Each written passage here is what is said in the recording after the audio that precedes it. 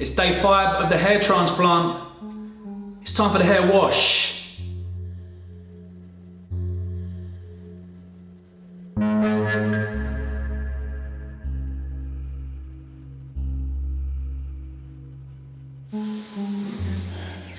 Not quite hair wash, it's more of a rinse.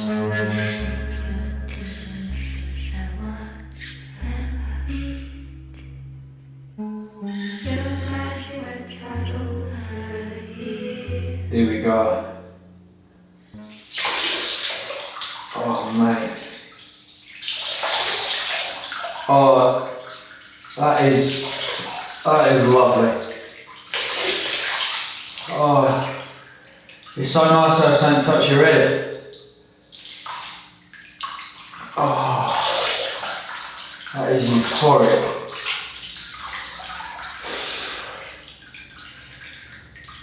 It's like my first pill. Yeah, definitely coming up.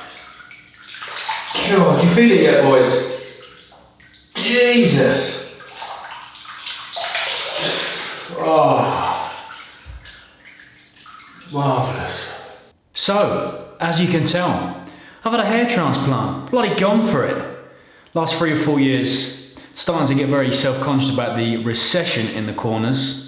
Typical case of before getting in the chair, they shave your head and you take a glimpse at yourself in the mirror and think, quite like the skinhead. Am I doing the right thing? But I was doing the right thing. It needed to get done.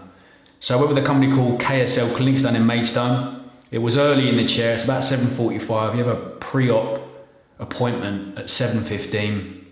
They do give you the option, because I only had 1,000 grafts, where they take the hair from the back of the head into the front of the head. They were like, you can keep your natural hair. So here's a picture of what it looked like with the shaving done, and I thought, no, get it off.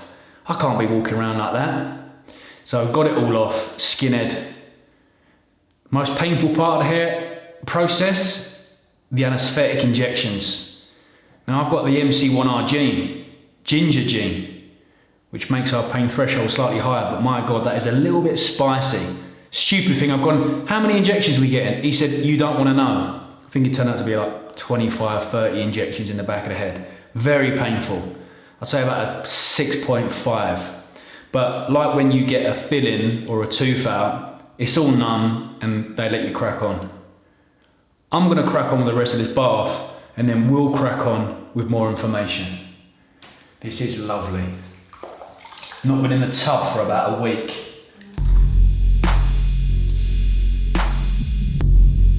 Okay, let's have a little chat, shall we? Let's touch base here, because I'm sure there's going to be a few questions. If I missed any, then please do comment below. Comment, like and subscribe. So initially you'll have a consult. I had a consult with Sam. He talked me through the process. You have to raise your eyes so they can't really go any lower to the part in which your skin sort of folds the muscle on your head. So I've got naturally quite a high face muscle, I suppose. So you don't want to be going Arteta Lego head anyway.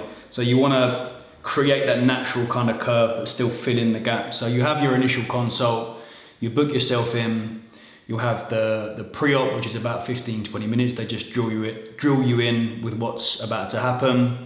And then it pretty much starts. So again, you have the option to shave your head. The stages are extraction, incision, and then implantation essentially. So as I said, very painful for the anaesthetic, but once it's numb, it's numb. You lie face down. They start, I think, use a machine to kind of punch in, then someone pulls the hair out, they put it to one side. That process, depending on the amount of grafts that you're having, may be quite long. Mine was about an hour and a bit, hour 20 maybe. Once that's done, your blood sugars, I must admit, feel a little bit low. So they give you lunch very kindly. I've got a nice little prep, some sugary drinks, and then into stage number 2. This time you lay on your back, which feels odd. It feels like you're laying on a plank of wood because you can't quite feel what's going on. And then your neck starts to spasm. It's really weird. And I think at this point, they do the anaesthetic in the front of the head. That central part, that's tasty, that is. That's real tasty when they inject there. And then what the surgeon does is then I think create small holes, like punches in, ready for the implantation. So after stage 2, have a little drink if you want. Still in that upright position. You got Netflix here.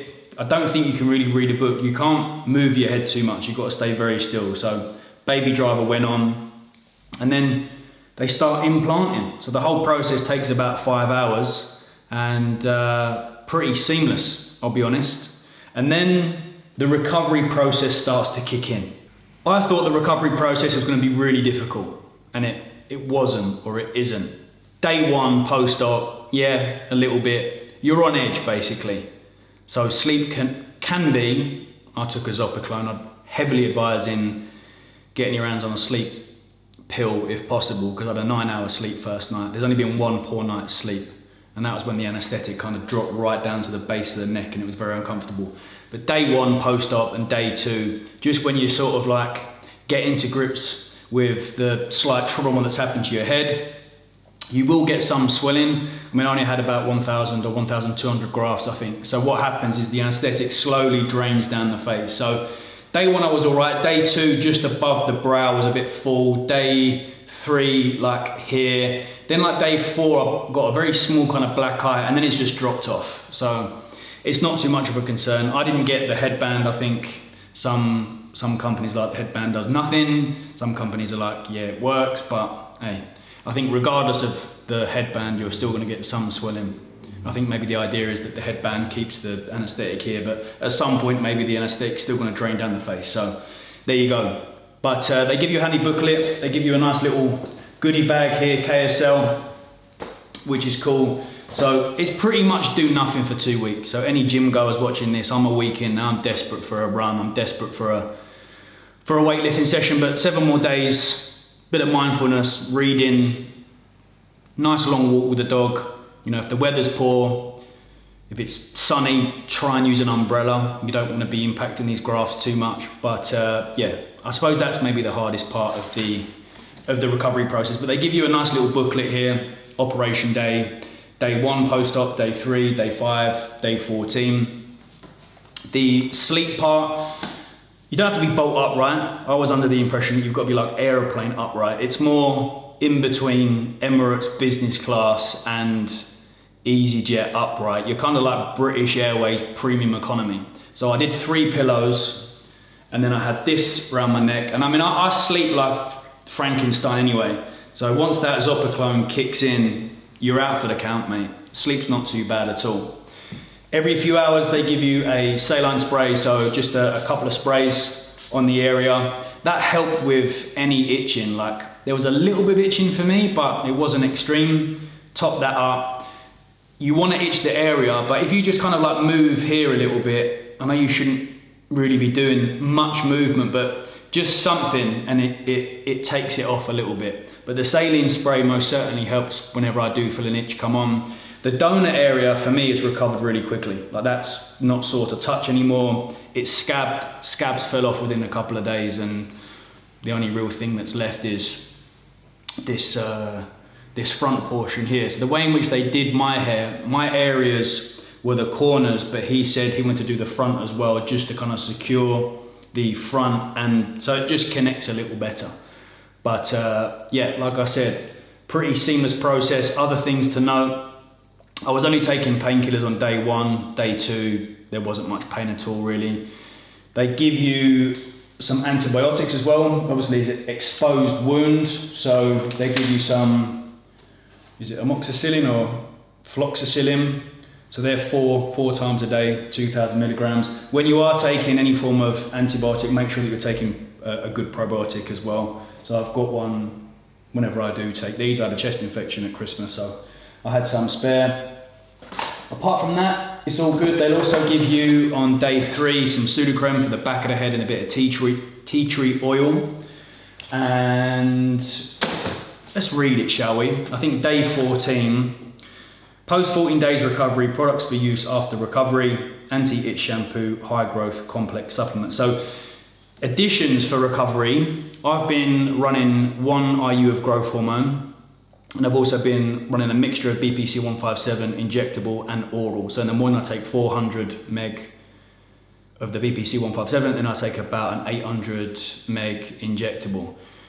There's mixed messages online. My understanding is like, well, it's exposed, it's wound healing. So why would you take those in 2 weeks' time? I've been taking them from pretty much day one. Has it had an effect? Who knows? Recovery seems good on the back.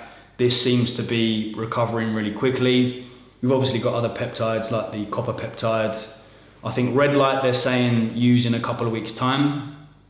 Be careful of sunlight with the UV. So if you are out and it's a little bit sunny, because it has been over here, then umbrella. But it's been, like I said, a pretty seamless experience. Like no issues. Yeah, I'd love to train right now, but I'm doing other things. Bit of the Dubliners, nearly finished that, fantastic read. So occupy the mind, you can do more work on the laptop, future plan, whatever it is, content creation for any influencers that are watching. But I think we've covered pretty much everything. There's gonna be some things that I've missed in there. Aftercare. So I'm gonna be working with a company called Dense. I used their products before. I will be taking finasteride and minoxidil topical.